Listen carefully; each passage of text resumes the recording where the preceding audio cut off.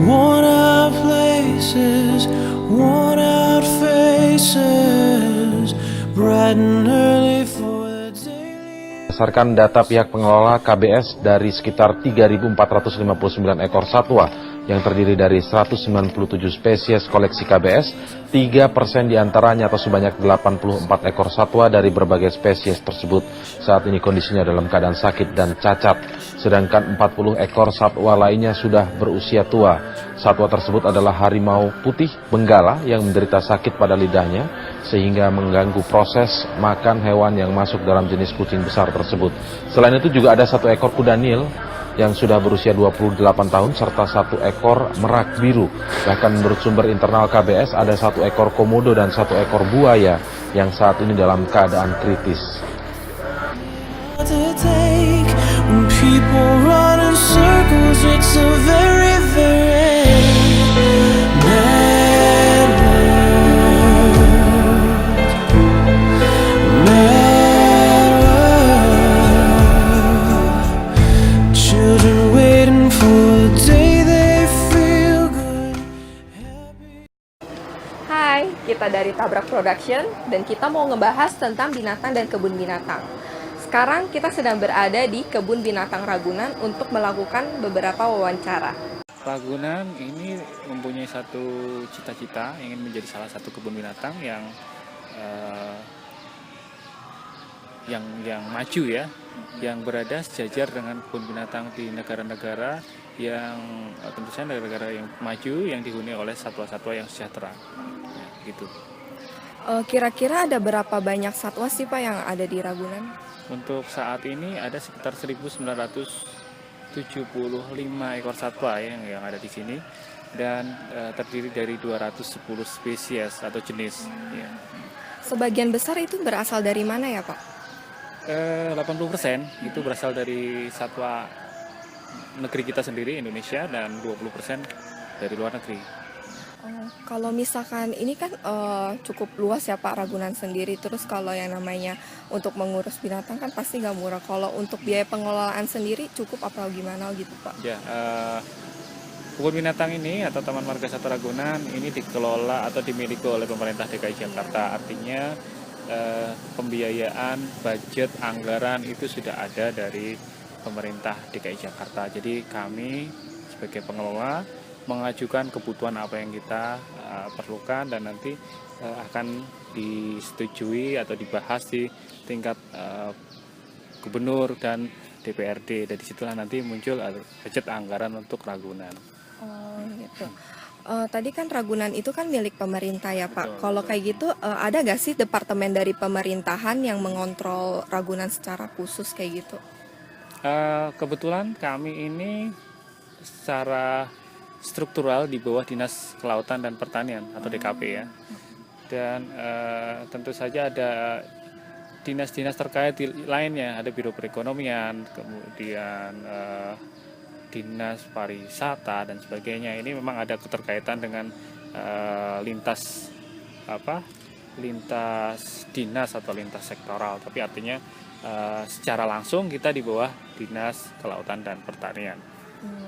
Kalau misalkan dari dinasnya itu sendiri dia ada melakukan pengontrolan rutin gitu nggak ke Ragunan Pak? Ya tentu saja ya, artinya sebagai instansi atasan kita bertanggung jawab terhadap proses pembangunan ataupun kinerja dari Taman Marga Satwa Ragunan.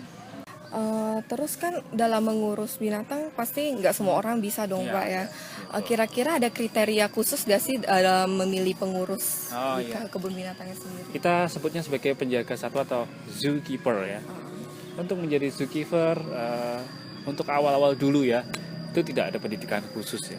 Mereka secara otodidak melakukan perawatan binatang ya. Artinya mereka hanya bermodalkan rasa cinta, rasa sayang terhadap satwa. Selebihnya untuk masalah teknis kesehatannya di situ ada dokter hewan ya, dokter hewan yang bisa mengobati sakit-sakit yang diderita oleh satwa-satwa kami, baik itu sakit yang karena bakterial, kemudian virus ataupun ektoparasit.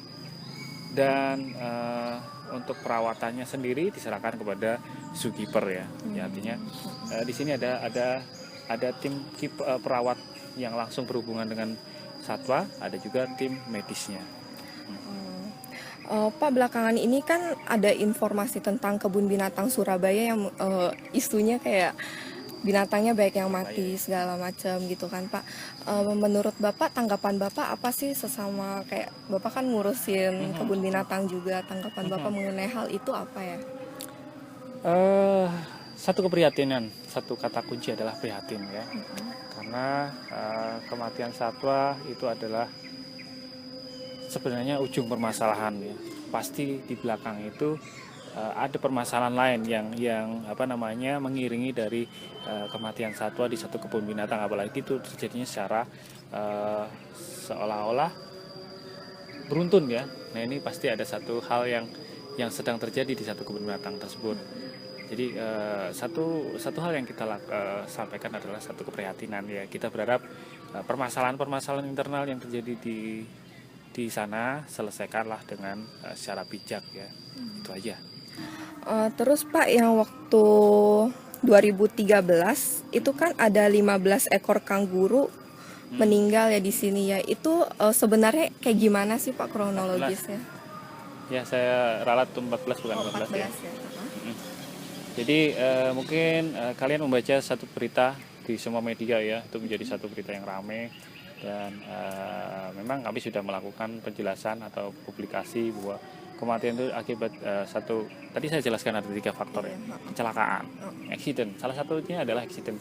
Ini adalah pure accident ya, karena ada satu ekor anjing yang masuk ke dalam kandang, dan anjing tersebut membuat stres dan bahkan menggigit. Nah, kita tidak tahu kenapa anjing ini bisa masuk, padahal kami sudah menutup semua pintu, dan kuat dugaan bahwa anjing tersebut adalah sedang musim kawin. Jadi menurut literatur yang kami tangkap bahwa ketika anjing jantan sedang masa-masa kawin berubah menjadi sangat agresif ya, dan dia bisa membunuh mangsanya secara sadis ya, seperti kejadian yang terjadi di Ragunan. Itu adalah salah satu ekses atau dampak dari musim kawin anjing jantan ya. Kemungkinan anjing jantan ini sedang melintas dan mencari betina. Di sekitar sini kemungkinan ada betina yang sedang birahi atau estrus dalam bahasa ilmiah, sehingga menurut literatur yang kami tahu, anjing itu bisa mendeteksi bau feromon yang dikeluarkan oleh betina sejauh 5 km. Ada kemungkinan di sekitar sini anjing betina yang sedang estrus. Terus upaya-upaya untuk mensejahterakan kehidupan binatang khususnya di Ragunan itu apa aja sih Pak?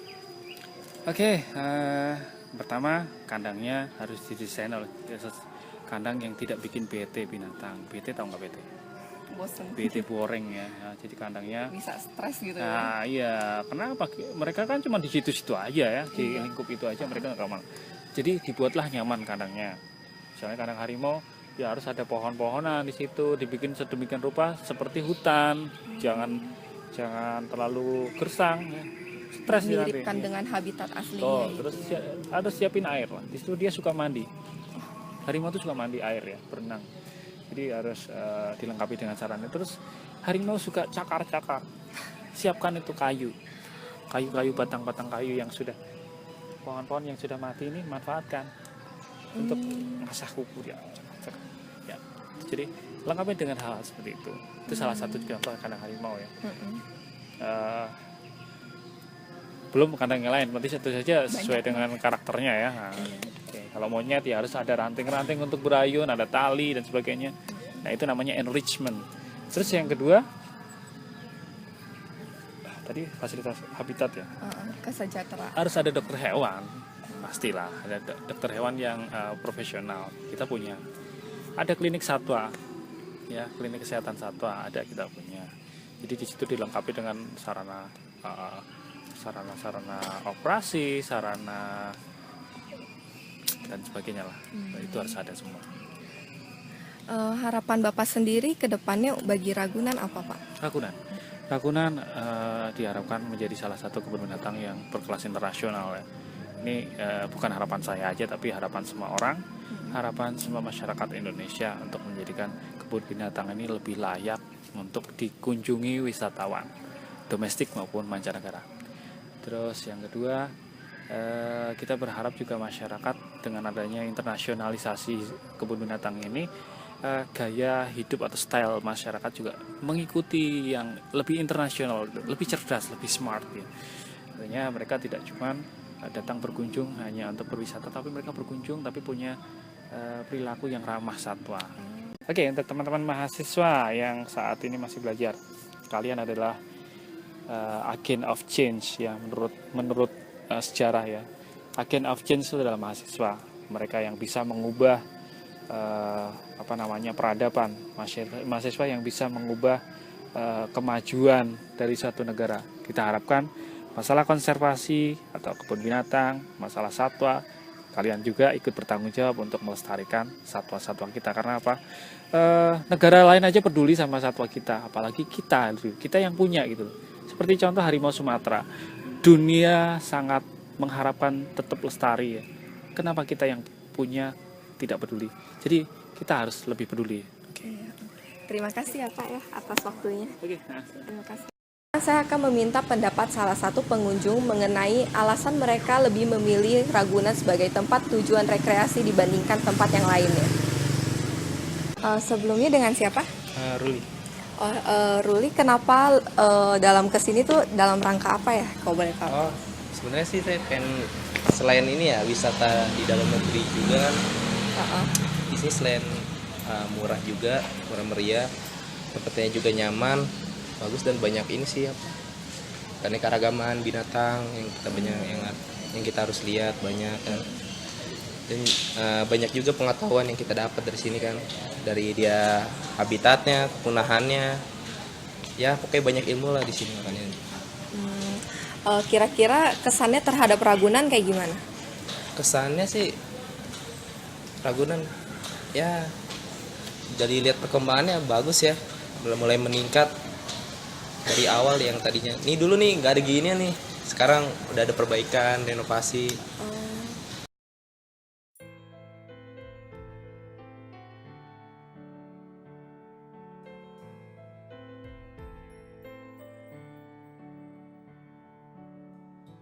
All around me are familiar faces, worn out places, worn out faces, bright and early for the daily races, going nowhere, and the tears are filling up their glasses, no expression. Hide my head, I wanna drown my sorrow. No tomorrow.